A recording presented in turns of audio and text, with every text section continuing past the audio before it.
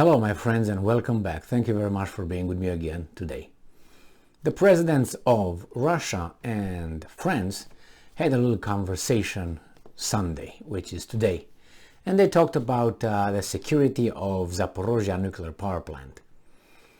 And it seems like they pointed fingers at the wrong people. So let's say Macron was pointing fingers at Russia and Russia was pointing finger at Ukrainians when they were talking about what they can do, what can they do about the security and who's shelling the plant. It seems like they were not on the same page. This article comes from Reuters, September 11, 2022. This is the title. Putin, Macron trade blame over Ukraine nuclear power plant security. So let's see. The presidents of Russia and France held talks on Sunday regarding safety at the Zaporizhzhya nuclear power plant in Ukraine, with Vladimir Putin blaming Ukrainian forces while Emmanuel Macron pointed the finger at Russian troops. All right, let's I used to, and I still like Macron in a way that I think he's a good, not good, he is a skillful politician. He's skillful politician. That's what I give Macron.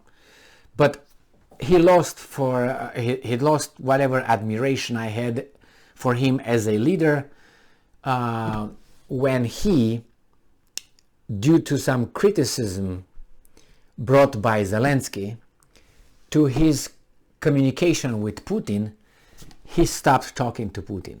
So if you remember, Macron was the only leader, I think, from this side of the altercation in the West that used to talk to Putin almost daily regarding the war and so on, which I think is a good thing. But about 2 months ago, 2 months and a half ago, they started criticizing him, Zelensky and other weasels, criticizing Macron that why do you need to talk to Putin? What's so, why do you talk to Putin every day? And Macron, if he would have a big stick and two big balls, he would have said, hey, weasel, mind your business, move, be focused on your little thing over there. As of now, I'm helping you without even having to help you. But it seems like it's not like that. Macron said, yes, sir, and he stopped talking to Putin. So that told me that Macron got the message via Zelensky what he's supposed to do. And that really was like, really? You, the president of France, really? You just stopped talking to Putin because Zelensky called you out and other little weasels over there in Ukrainian administration. How am I going to call it? Clique. Those guys that are on the payroll of others. So, and they say, oh, we were for Ukrainian people. Just go and die. We're going to tell you when to never stop. So for me, Macron with that one was like, clear, bye-bye, Macron. You're done. You're not a leader. You're just a weasel. Based on that, it was enough for me. If it's not enough for you, well, that's it. Freedom of expression and freedom of speech. Yeah, okay. All right, so conditions at Europe's biggest nuclear power plant continue to cause global concern.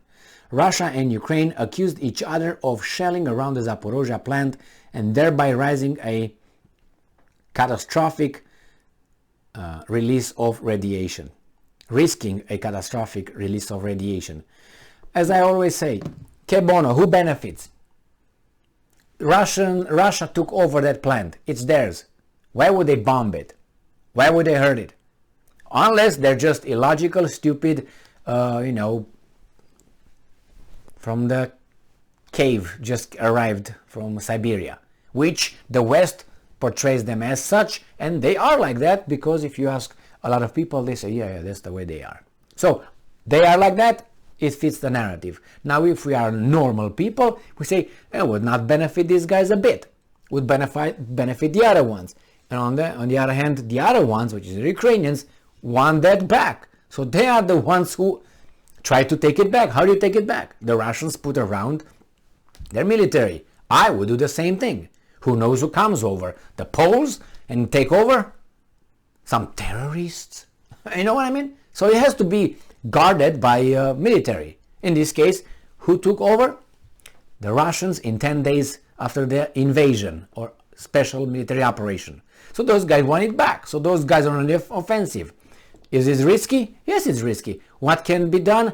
I have no idea. I have no idea. But don't say you're not endangering the security of the world by shelling the Russians that are around the nuclear power plant. What do you want them to leave and let you come over and then they attack you and then you leave and they come over? How would that work? You say, well, it's Ukrainian. Not no more.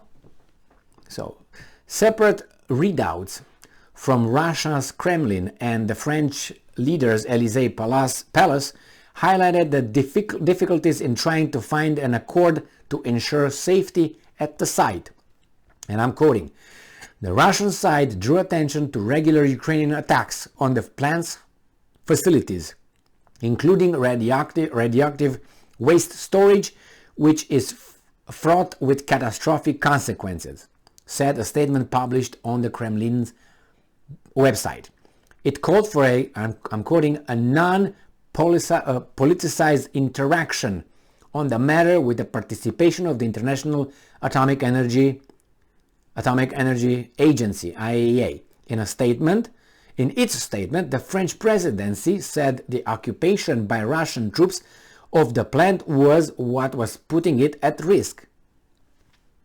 Okay, I'm quoting, Macron asked that Russian forces withdraw their heavy and light weapons from it, for Zaporizhzhya, and that the IAEA's recommendation be followed to ensure safety at the site, the Élysée said. Well, it's all good and nice, but if the Russians take that, will the Ukrainians stay far away? No, because the Ukrainians will be there the next day with their heavy weaponry. So I think that if they say, okay, we take them away, but tell those guys to stay away, and the guy will say, yeah, we're going to stay away, just remove your defenses. Do you think, is this the way it worked in Odessa? When the Ukrainians wanted that corridor to be able to send their grain out, the Russians said, yeah, no problem. We'll facilitate this corridor. 3 miles wide, 80 miles long, go ahead. But you gotta take your mines from the water. And the Ukrainians said, are you crazy?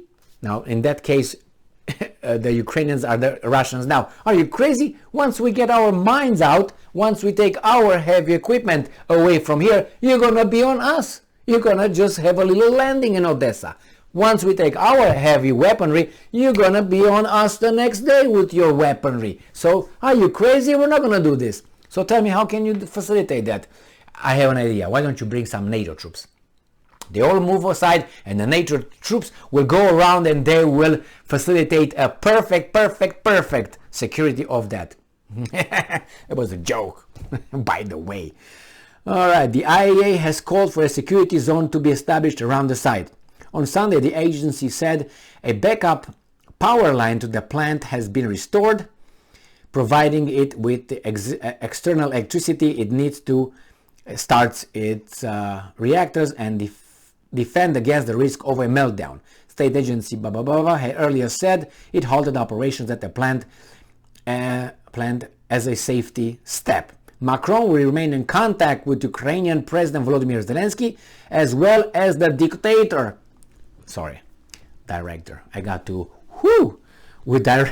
General of the IAEA, and will speak again in the coming days with President Putin so that an accord to guarantee security at the power plant can be found, the Élysée said. Macron will remain in contact. We'll see. Macron, he's just a messenger. He's not a leader. He's a messenger. But at least he's talking with these guys, which is a good thing. You know, like Schröder of Germany. He's just a messenger. He doesn't have a power to do anything. The power is beyond Washington, D.C. But it goes through Washington, D.C., supposedly. or at least that's the center where the person with the microphone is.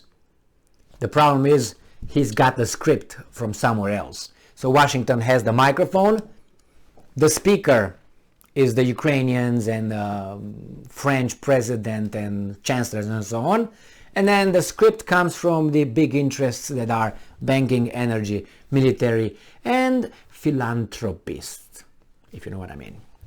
Aka Davos, babe. Thank you very much for being with me again today. Stay strong, stay smart, look for the truth, and be just.